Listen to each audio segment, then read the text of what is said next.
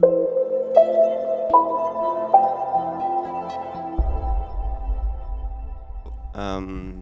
Margot Duclos, so you are the CEO of the startup 97 network, and yes, I think you will have lots to say about the smart contracts platforms and governance and all issues relating to services, organizations, so please have the floor. Hello everyone. It's an honor to be here, so thank you a lot for the invitation to be here. It's the first time I make this presentation in English, so I apologize in advance if it's not perfectly smooth. So as Jérôme said, we're 97, we're a blockchain consulting firm working on governance issues, but we're working on a different type of governance than the ones we've been talking about in the first panel. Now we're talking about governance of blockchain applications, or dApps, and not about the governance of the protocol itself. Today we're going to discuss three things: the need that we're addressing, the problem that we faced by trying to address this need, and then a proposed solution for that. So, as I said, we're a consulting firm. So what clients come in mind when they come see us is that they're trying to modernize public action. We're specifically aimed at public organizations or organizations with a public functioning. And actually, the need here, which has been theorized by Tim O'Reilly in 2011, is the term of government as a platform. So how do you make government an open platform for transferring information from point A to point B?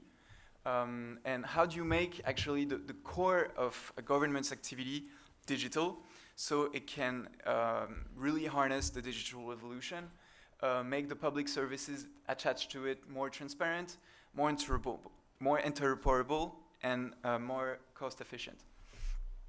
So that's the first stake here, but another stake is also to maybe innovate a bit in the forms of democratic participations that could be implemented. So we saw this just before in the panel. I'm not going to go back again on this, but things like futarchy, liquid democracies, also very interesting form of governance, which are using token-curated registries to manage lists collaboratively. And maybe why not open the way for more global democracies?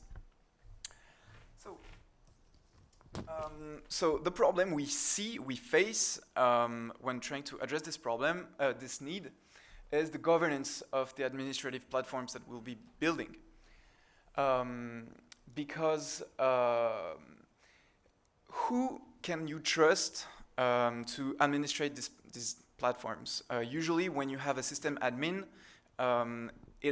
he or she has all the power in the platform. So how can you make sure that a system administrator, or possibly someone who has physical access to the server, will not go beyond the permissions that were attributed to them? So that's the first question, is who. And then another question is how, because administrative platforms, governance platforms, usually must be able to handle very complex processes, diverse. They can be diverse, they can be formal, but most of the time they are informal processes. As Jérôme was saying earlier, on how the lack of governance is actually a good strategy. What he implied maybe was not that it's a lack of governance, but the governance is not formalized. And then it can relate to subjective concepts. That's what we just talked about. So how can you fit all these into one software system?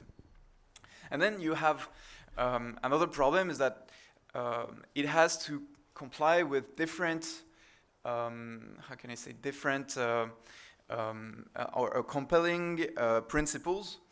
let's take the example of e-voting, for instance. You'll have to comply with the anonymity of the voters, also the security of the protocol, the transparency of the entire process, but also making the whole process being efficient, because you can't possibly accept that you have, for instance, a 3-hour line before entering an electoral poll. Or something like this. And then there is the legitimacy. So even if you build a perfect system, if the results it gives you does not satisfy you, or does not satisfy the majority of the people, if they don't recognize the system to be legitimate or sovereign, then you also have a problem. And actually this problem is a double problem, because so first you need to build this system. But then, once you built it, you must enable it to evolve over time and make it flexible enough so that it can follow regulatory changes, changes in the need, in the yeah. So that's a second problem. So now I'm going to present you Kelsen. Which is the solution we developed. So Kelsen is a platform for building what we call autonomous governance systems. So it's interesting because it removes part of the need to have third parties to certify the results, the process, the system itself. So you won't be needing as much lawyers or system admins or developers now. And so what is Kelsen? It's 3 things. It's, first of all, it's a design. So it's a tool to build or to draft in a piece of paper a governance model. Okay. Then it's a framework, a smart contract framework that will help you implement in Solidity a governance model that would be drafted following the design, okay? And then it's a decentralized application that's now live since Friday that allows you to interact with your governance model without having to type a single line of code. So how does it work?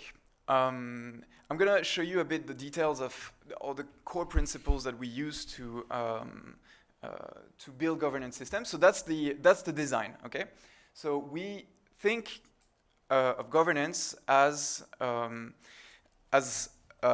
process of lists interacting with each others, actually.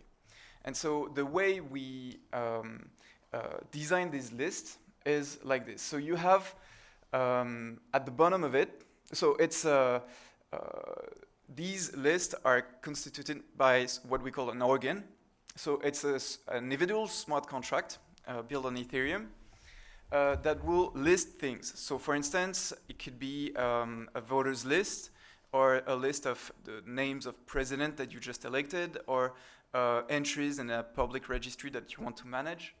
And so all these entries are listed on the bottom of the organ.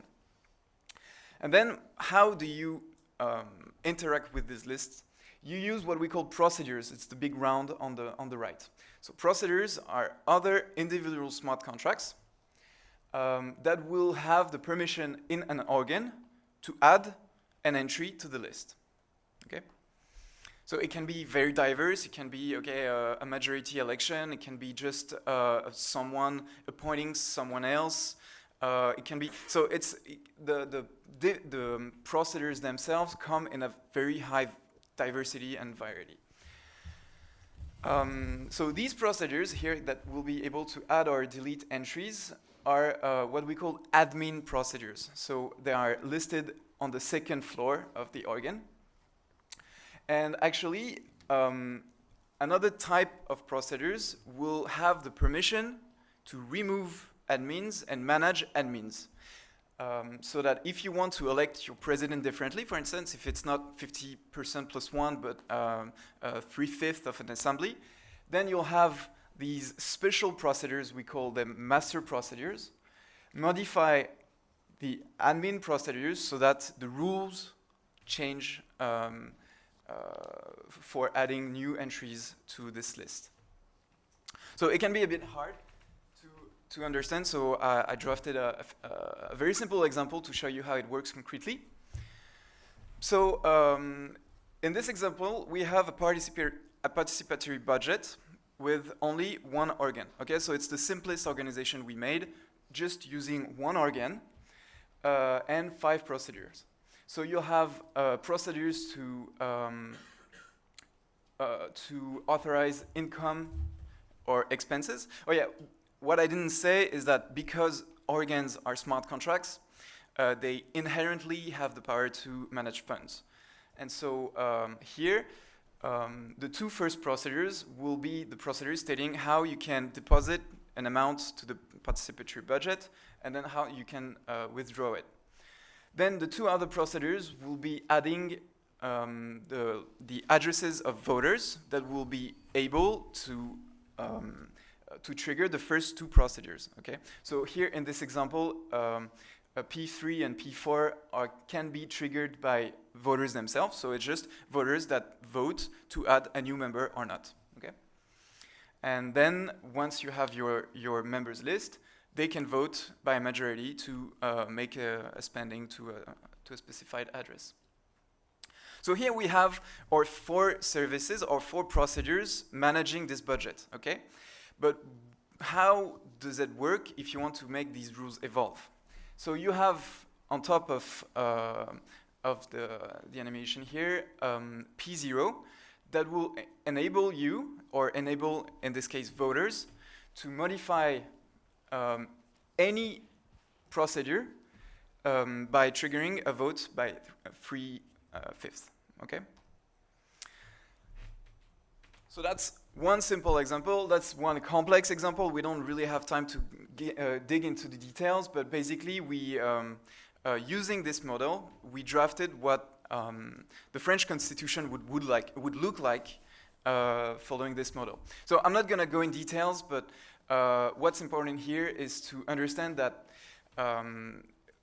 organizations are not necessarily one organ. They can be many organs interacting with each others.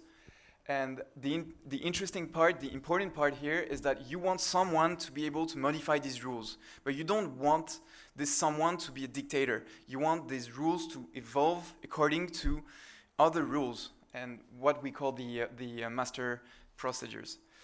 And so here, the interesting part of the French Constitution is that the master procedure of the Constitution can be triggered by a constitutional referendum. Okay, so actually P0 here, you can see that it's linked to the electoral roll. And so it can really modify each procedures, but by doing so, it can also add organs, remove organs, make, for instance, P1, which is electing president. It could be an indirect election. It could be anything, you know. So the interesting part here is that P0 can modify any part of the system, actually. Yeah. So we build a small dApp to let everyone interact with procedures. I would love to make a presentation today, but we don't really have time for that. So to sum up, yeah, Kelsen is a framework for building transparent and incorruptible governance systems. Completely modular and completely adaptable. It's free, it's open source. You can go to our GitHub and check how it works. If you have any remarks, any bugs, anything, we'll be really happy to discuss that. And why is it important? Because it could drastically improve public administrations and create new forms of democracy, both locally and globally. Thank you.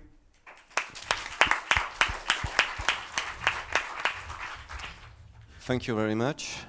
Are there some questions, remarks? If I can, just one. You mentioned the evolution of the system or the rule, but sometimes you don't want the rules to evolve, or not too fast, at least. No. Well. Yeah. Well, in this case, you can just delete the master procedure, and you'll just have you just have a system that will not be able to evolve. Okay. Okay, now. Have you thought about the privacy of the users? Because from what you have explained, I have the idea that the pseudonymity, that you don't have really privacy, just people can see what other people are voting. Yeah, so on this point, we rely on the works of the foundation, of the Ethereum Foundation, integrating with Zero Cash. So basically, it's a project called Zoe, Zcash over Ethereum, and it would enable participants to make anonymous transactions to a smart contract. So we're actually relaying to their work for this part. So if you're using Zcash on it, how do you identify a voter? So some people will not be allowed to vote in some cases. So who is the institution who is issuing the accounts that can vote and cannot? So that would be drafted in the governance model in the very first part. So it's it will depend on how the system is built in the first place. Okay. Yeah. Thanks. I would like to ask, in your representation of the powers, how would you separate the powers? Because at some point in time, you present the 5th constitution of the Constitution de la 5e République, and how do you separate the powers from legislative, executive, and judiciary power? Yeah, well, once again, it depends on the governance model itself. Specifically speaking, the organs themselves kind of express this separation of powers. If I take the example back over there, you'll see that the separation of powers is kind of drafted in the Constitution. You have the president, you have the Electoral College, you have legislative assembly, etc., etc. So we just here provide the bricks for this separation of power to be executed on a blockchain. We don't really say much about the content of the governance itself.